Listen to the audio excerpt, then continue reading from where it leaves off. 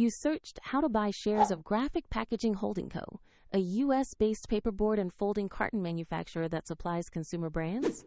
To buy shares, you need a broker, and we use eToro as an example to demonstrate the steps.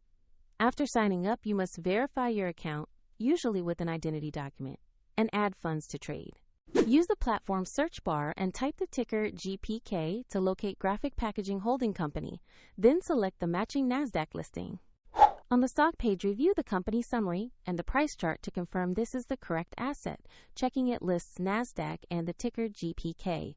Click Buy or Invest, enter the amount you want to commit, then carefully review the order details and confirm. If the market is closed, it may execute when trading reopens, and if your balance is insufficient, the platform will ask you to add funds before completing the purchase.